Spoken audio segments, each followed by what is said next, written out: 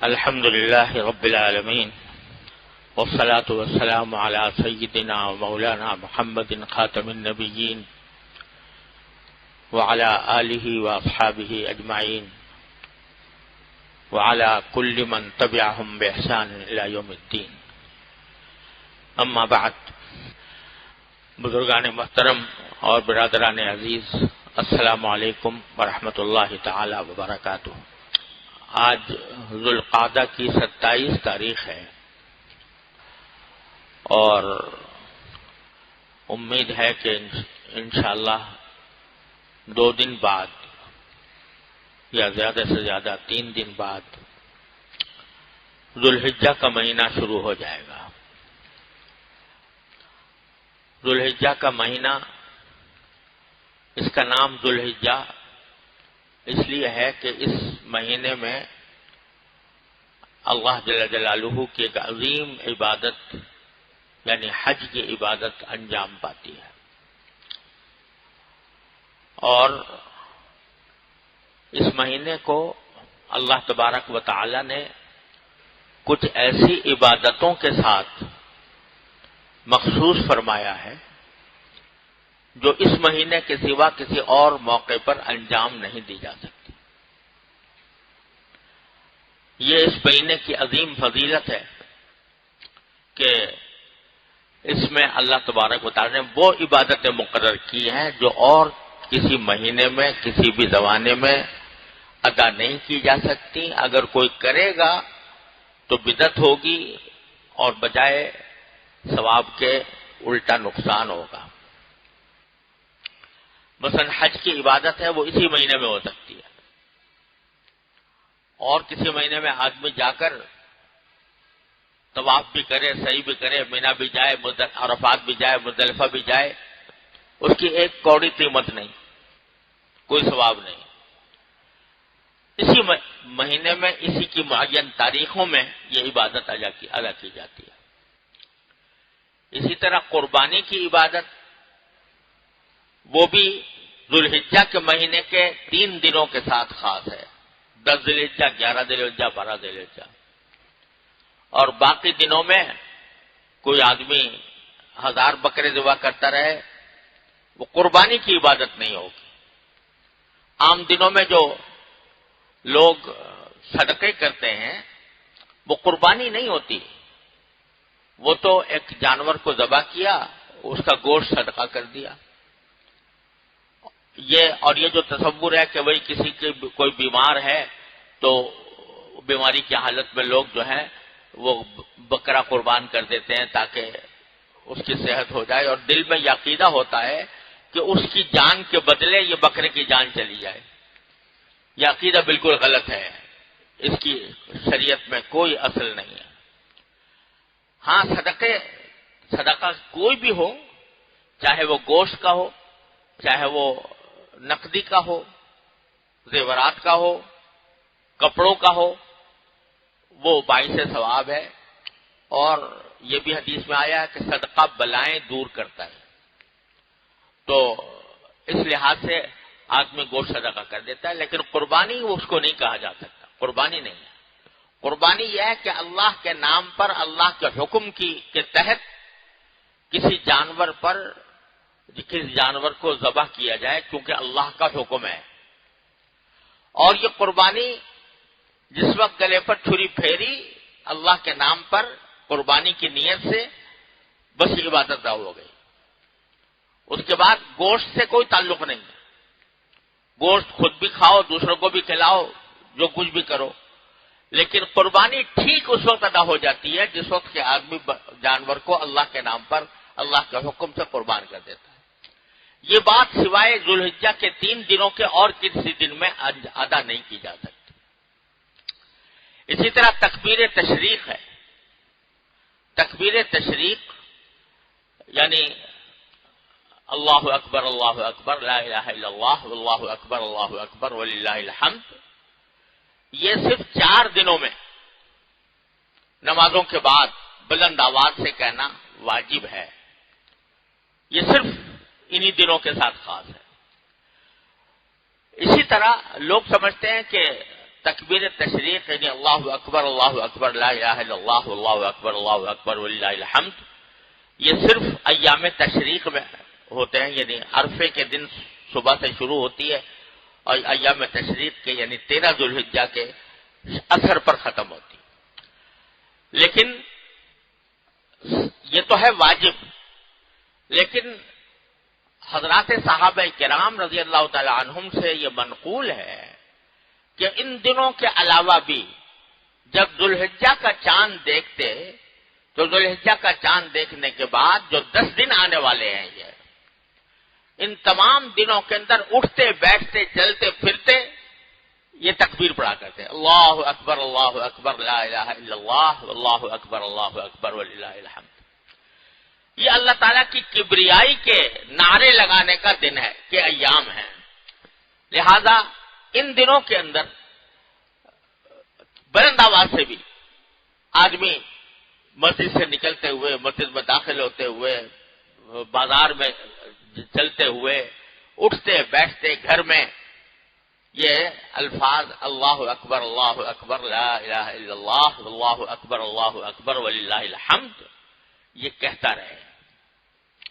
حدیث میں آتا ہے کہ حضرت عبداللہ بن عمر رضی اللہ تعالیٰ عنہ بازار میں نکلتے تھے، یعنی ایام تشریق، وہ جو تکبیر تشریق ہے اس کے علاوہ بات کر رہا ہوں، یکم ذو الحجہ سے لے کر 9 ذو الحجہ تک بازار میں نکلتے تھے، بلند آواز سے تکبیر کہتے تھے، اللہ اکبر لا الہ الا اللہ اکبر وللہ الحمد، تو پورا بازار تکبیر سے گونج جایا کرتا تھا، چلتے پھرتے لوگ یہ تکبیر کہا کرتے تھے۔ تو یہ جو اب آنے والے ایام ہیں، پہلی ذی الحجہ سے لے کر 9 ذو الحجہ تک، اس میں تکبیر تشریق واجب تو نہیں ہے، نمازوں کے بعد بھی واجب نہیں ہے، لیکن ویسے ہی کثرت کے ساتھ تکبیر کہنا یہ صحابہ کرام کی سنت ہے، اور یہ ایسی سنت ہے جو آج کل متروک ہوتی جا رہی ہے، جو عام طور سے لوگ دھیان نہیں کرتے، ان دنوں میں نہیں کہتے، تو ان دنوں کے اندر بھی کہنا چاہیے۔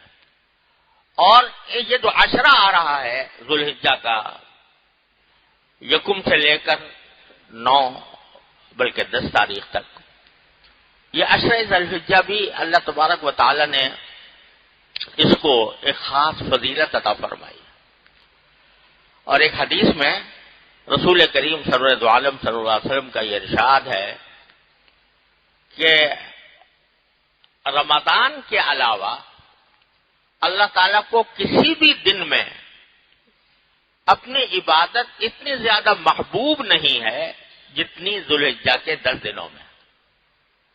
ہر عبادت، کوئی بھی عبادت ہو، نماز ہو، ذکر ہو، نفلیں ہوں، تلاوت قرآن ہو، اور وہ عبادتیں جن کا تعلق حقوق العباد سے ہوتا ہے، کسی کی بیمار پرسی ہے، کسی کو کی کوئی مدد کر دینا ہے، یہ سب عبادتیں ہیں، تو کوئی زمانہ اللہ تبارک و تعالیٰ کے ہاں عبادت کے لیے اتنا محبوب نہیں ہے جتنا یہ 10 دن عشرہ ذو الحجہ کے 10 دن۔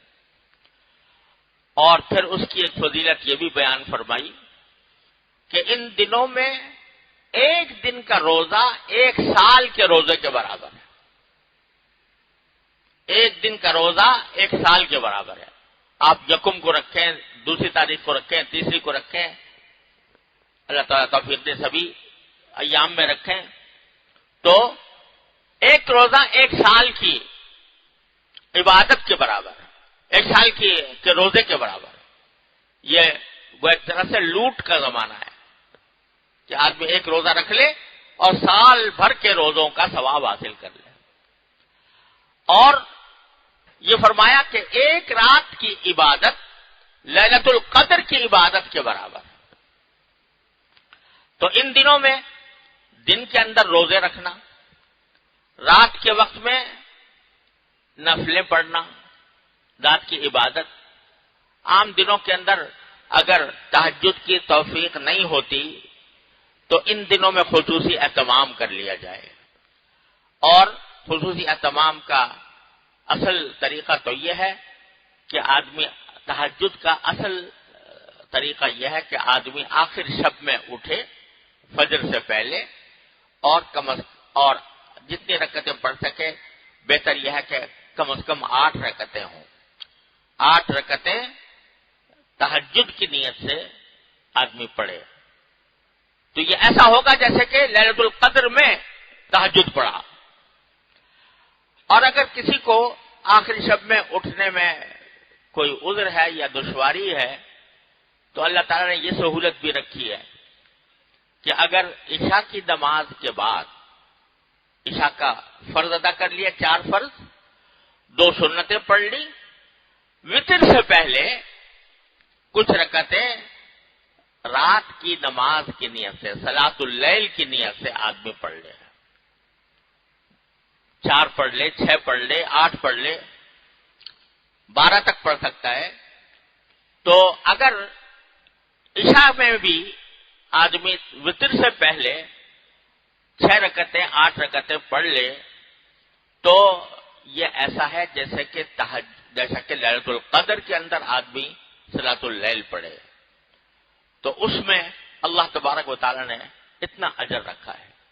ایک طرف یہ فرمایا کہ دن کے وقت میں بھی روزہ رکھنا، اور صرف روزہ رکھنا ہی نہیں بلکہ جو عبادت بھی اللہ تبارک و تعالی جس کی توفیق عطا فرمائے، کوئی بھی عبادت ہو، وہ اللہ تبارک و تعالی کے ہاں اور دنوں کی عبادت سے بہت زیادہ محبوب ہے. لہذا ذوالحجہ کا مہینہ صرف قربانی اور قربانی کا گوشت کھانے کے لیے نہیں ہے، یہ اللہ تبارک و تعالی کی عبادت کے خصوصی ایام ہیں. جیسے کہ رمضان کو اللہ تبارک و تعالی نے ایسا مہینہ بنایا ہے کہ اس میں انسان عبادت زیادہ سے زیادہ کرتا ہے اور کرنے کی کوشش کرتا ہے، اور اس کی عبادت پر اس کو اجر بھی بہت بڑا ملتا ہے. تو اسی طرح اس 10 دن کو بھی اللہ تبارک و تعالی نے ایسے ہی عشر ذی الحجہ، اور یہ جو سورہ فجر کے اندر آیا ہے کہ والفجر وليال عشر، اللہ تعالی نے قسم کھائی ہے فجر کے وقت کی اور 10 راتوں کی. تو 10 راتوں سے مراد اکثر مفسرین یہ کہتے ہیں کہ یہ ذوالحجہ کی 10 راتیں ہیں. تو ان کا استقبال کرنا چاہیے.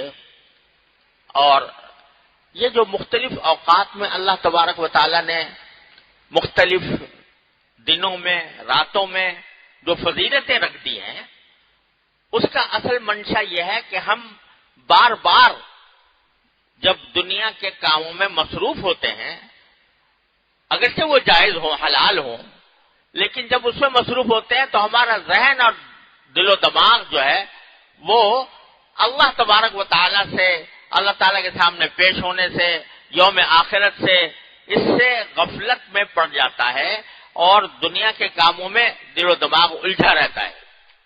تو اللہ تبارک و تعالیٰ نے وقفے وقفے سے یہ کچھ ایام، کچھ راتیں ایسی بنائی ہیں کہ اس میں آدمی کو خاص طور پر متوجہ، ان دنوں میں آ جاؤ، اور دنوں میں غفلت سے وقت گزار رہے ہو تو ان دنوں میں آ جاؤ، اور ان دنوں میں آ کر مجھے میری عبادت میں مصروف ہو جاؤ، مجھ سے تعلق قائم کرو.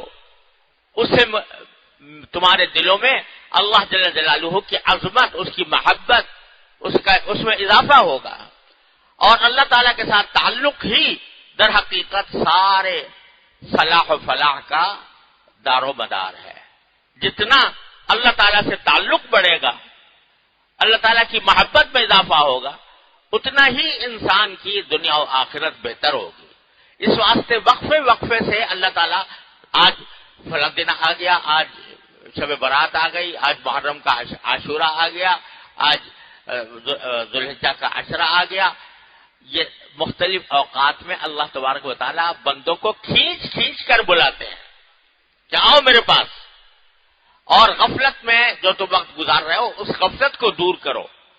تو یہ دن اس کام کے لیے ہیں کہ اللہ تبارک و تعالیٰ کی طرف زیادہ سے زیادہ توجہ ہو، اس کے اندر زیادہ سے زیادہ عبادت کرنے کی انسان فکر کرے، صدقہ خیرات کرے، اللہ تبارک و تعالیٰ کے حضور حاضر ہو کر نفلیں ادا کرے، تلاوت قرآن کرے، ذکر کرے، اور راتوں کو کچھ حصہ راتوں کا وہ اللہ تعالیٰ کی عبادت میں صرف کرے۔ اللہ تبارک و تعالیٰ مجھے آپ کو اس کی توفیق عطا فرمائے۔ یہ بڑے غنیمت مواقع ہوتے ہیں، پتہ نہیں پھر زندگی میں آتے ہیں کہ نہیں آتے، آئیں گے یہ نہیں آئیں گے۔ جو وقت مل رہا ہے اس کو غنیمت سمجھنا چاہیے۔ تو اب 2 دن باقی ہیں، اور میں اس وقت اس لیے عرض کر رہا ہوں کہ انشاءاللہ امید ہے کہ یا تو اتوار کی شام کو یا پیر کی شام کو انشاءاللہ یہ عاشورہ شروع ہو جائے گا۔